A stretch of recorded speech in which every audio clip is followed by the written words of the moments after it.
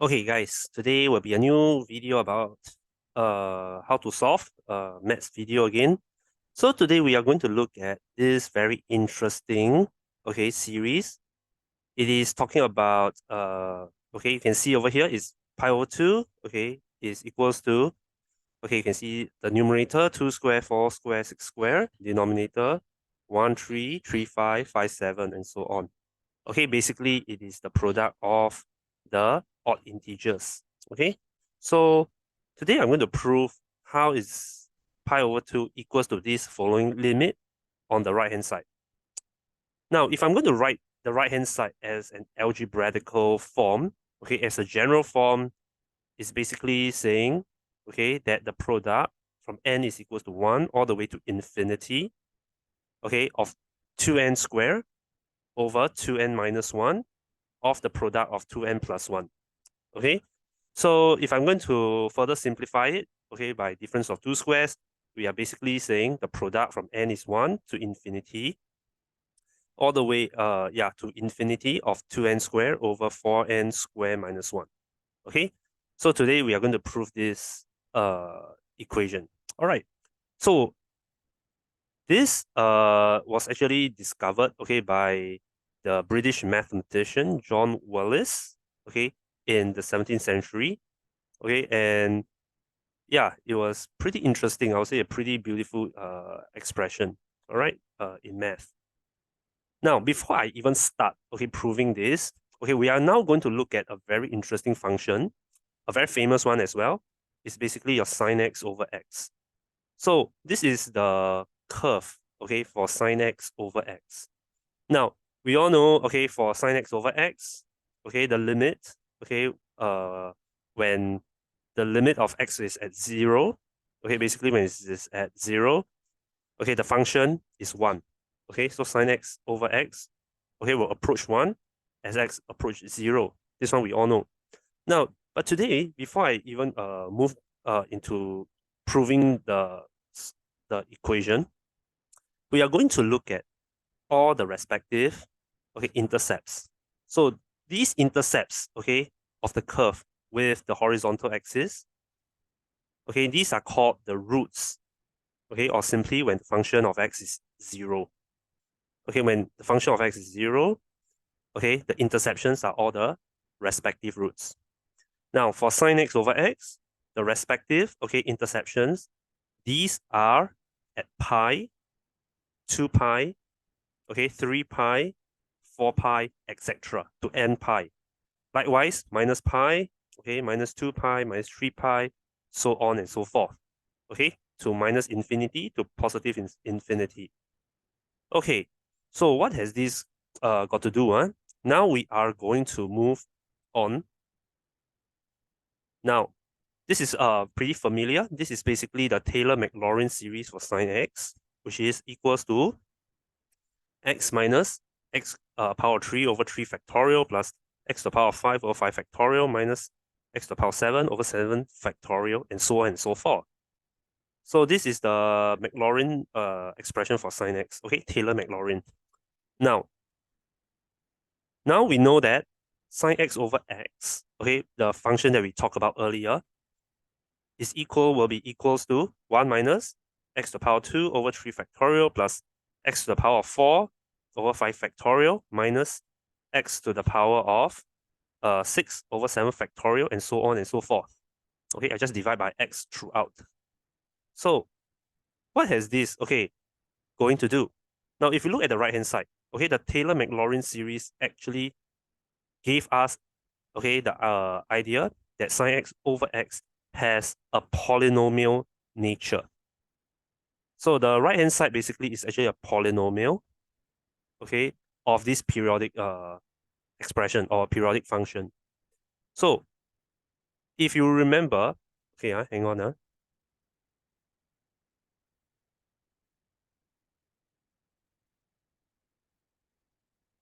Okay, so remember earlier we talked about the function of x. What happened when it is equal to 0? So in other words, when the function sine x over x is equal to 0, they have a multitude of roots. So in this case, if this right-hand side can be factorized. Okay, and remember how we solve polynomial equation? Imagine if I'm going to factorize every terms, okay, into, okay, huge, okay, expression over here. X is X, okay, R1, R2, R3, and so forth. These are the roots, okay, the roots of the function. So basically, we have X minus R1, X minus R2, X minus R3 with the product in between because it's a factor. These are all the factors. So if I'm going to rewrite this in the form of Weierstrass, okay, the Weierstrass expression, the Weierstrass form, factorization form, okay, this is equals to X over R1 minus 1 of X over R2 minus 1 of X over R3 minus 1. Okay, I hope you can see what is going on here, because basically this expression, every term over here can be rewritten as all these respective terms on the left. Okay, so because this whole thing, remember, is when the function of 0. Okay, that's where we actually find the respective roots. Okay, the roots of sine x over x. Okay, you can check out a bit more on my video of the Basel problem that was solved by Euler in regards to the, what you call that, the zeta function of n equals to 2. If you check out that video, we also talk a little bit about this Weierstrass expression, okay, this Weierstrass factorization expression to find another limit for pi. But today we are going to use this as well in our proof for the John Wallis products, okay? So anyway, so coming back, sine x over x, okay, like what we have gotten above, okay, this expression, this polynomial on top is 1 minus x squared over 3 factorial plus x to the power 4 over 5 factorial minus x to the power 6 over 7 factorial, so on and so forth. So this series, okay, I will use the Weierstrass factorization form to challenge it. Okay, I'm going to see what's going on.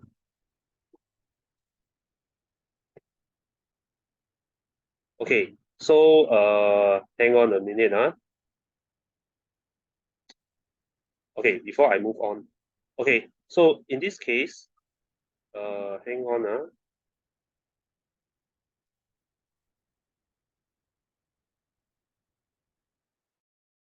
Come back.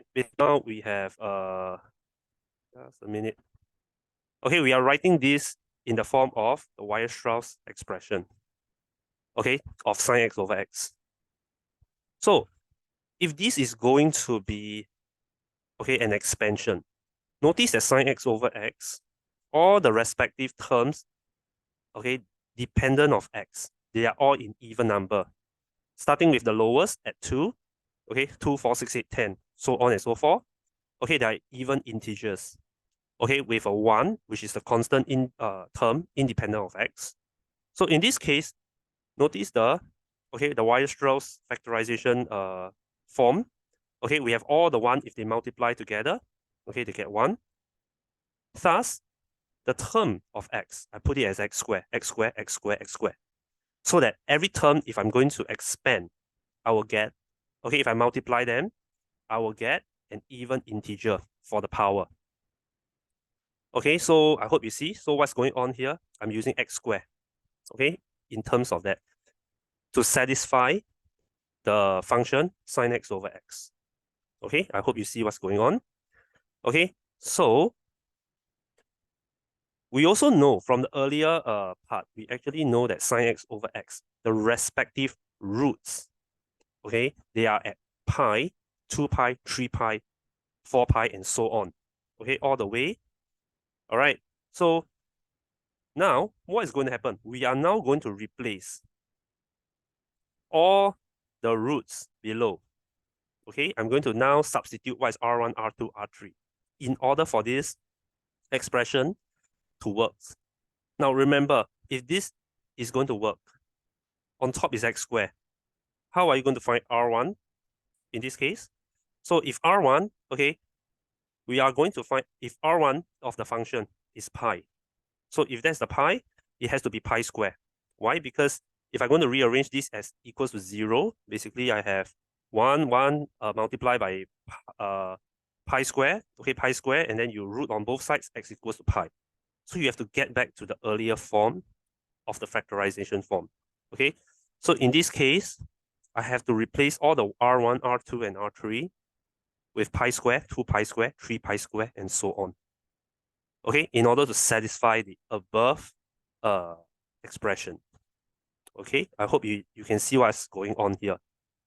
All right, so moving forward, okay, since now we have, okay, basically the Weierstrass form of sine x over x, okay, I write it here again, okay, as what we see on top. The next step is when x is equals to pi over 2, okay?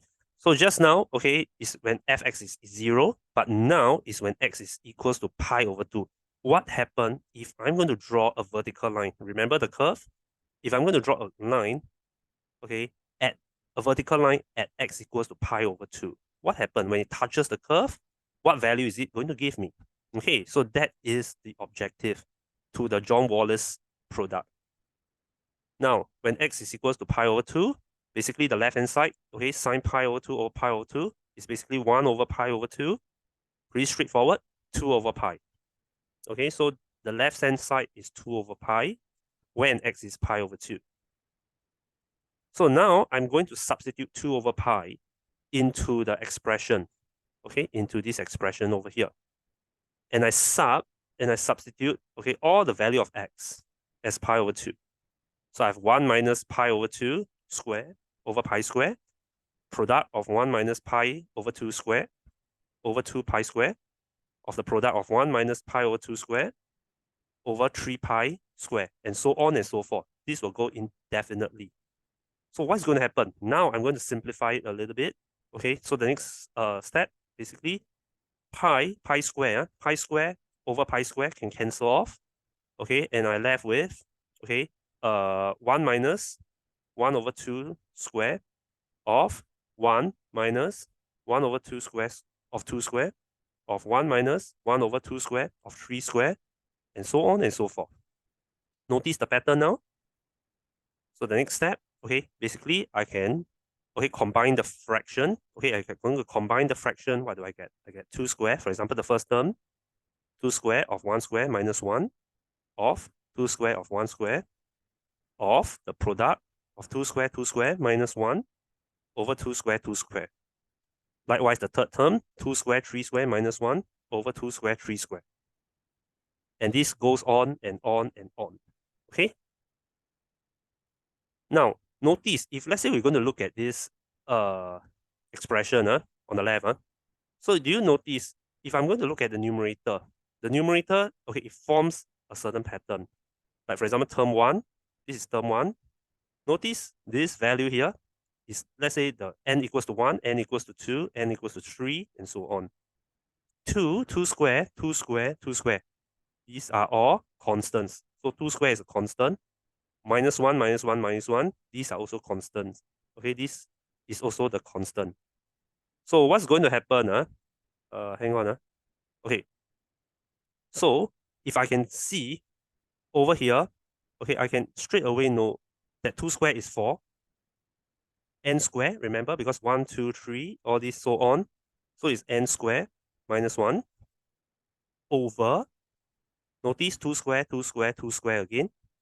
Okay, in this case, 1, 2, and 3, and so on, which is n. Combine, okay, this form together, I have 2n squared. So this is the product sign from n equals to 1 to infinity, because this is a product. Thus, if I want to reciprocal it, okay, 2 over pi over here, now I reciprocal it, becomes pi over 2, will be equals to the product of 2n squared over 4n squared minus 1, okay, because I reciprocal over here as well.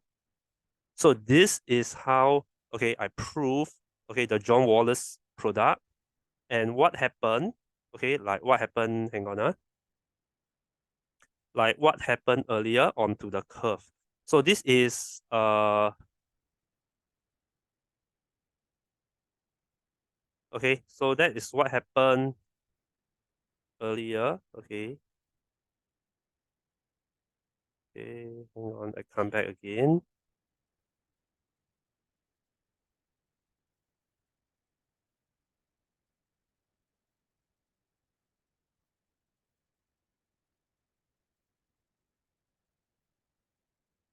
Okay, I cannot. Okay, so anyway, I just want to mention that just now that curve, right? Anyway, it's what happened when the value of x is equal to pi over 2 touches the curve. Okay, so the function of x will be given by that following general expression. All right, so thank you for watching and have a nice day. Goodbye.